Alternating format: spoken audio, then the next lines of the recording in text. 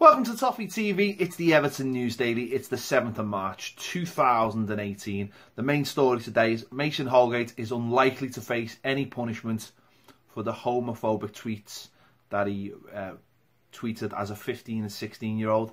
Obviously, these tweets came to light after the incident with Roberto Firmino, and it looks like the FA are just going to give him a written warning, tell him to behave himself for something he did 6 years ago.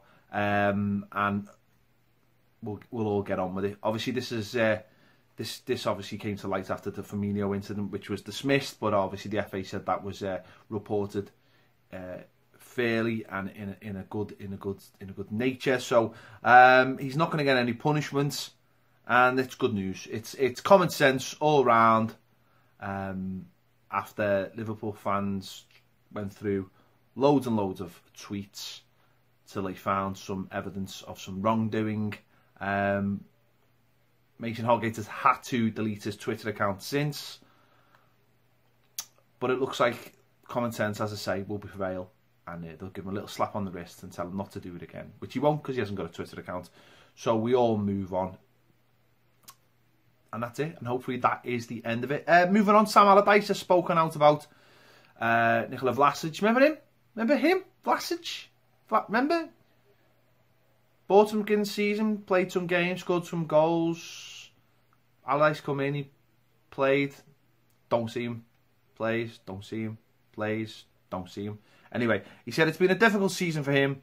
We've had so many young players, and this is also a forgotten chapter of this season, and yet we hear people say we don't play young players. When we talk about him, it's another young player, and their confidence may suffer. So it's the first season here, and next season we would like to see more of those young talents flourish. We would, Sam. We would like to see those young talents flourish. I think a lot of fans would hope that it's not under you, to be honest, if I'm being honest. Maybe flourish under a young manager. Who knows? We'll wait and see. But obviously, Vlasic has been very much the forgotten man of late.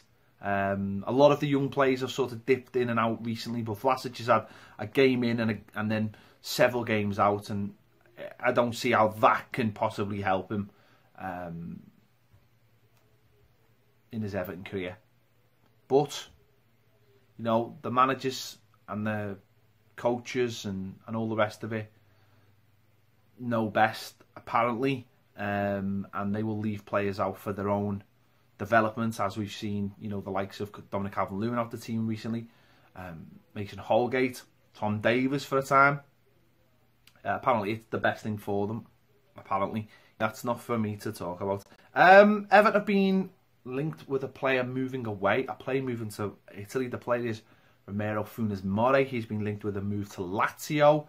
He's not yet played a first team game this season. Obviously, he's recovering from a serious knee injury and has been playing for the under-23s and hopes to be back in the next few weeks. He's been called up for Argentina to play against Italy and Spain, I think, in friendly. So his comeback could be imminent, very, very imminent, maybe, with the way Everton's squad is at the moment, the way the centre-backs have been playing, and he's been linked with a move away. This is happening because Lazio are set to lose Stefan de Vrij, who's been linked with Everton, who will be leaving on a free transfer. So Funes Mori was not setting the world alight before his injury. He is a player of inconsistency. But you know what? I think that he's got it in him. He's just got to switch on. You know, he's good in the air. He is good on set pieces. Who knows? Maybe he'll come back from the injury and a light bulb will have gone on. You know, we haven't seen the barbecues happening much recently, so maybe he'll be switched on and knows what he's got to do now to get his kickstart his Everton career. Hopefully, because as much as you know, I've slagged them off. Let's be honest, I've slagged them off quite a lot. As much as we've done that, we really, really need a commanding centre-back, and maybe he could be the man. Maybe him alongside, you know, Jagielka, or alongside Holgate, or alongside Keane, or whatever, could be the perfect recipe for the end of the season.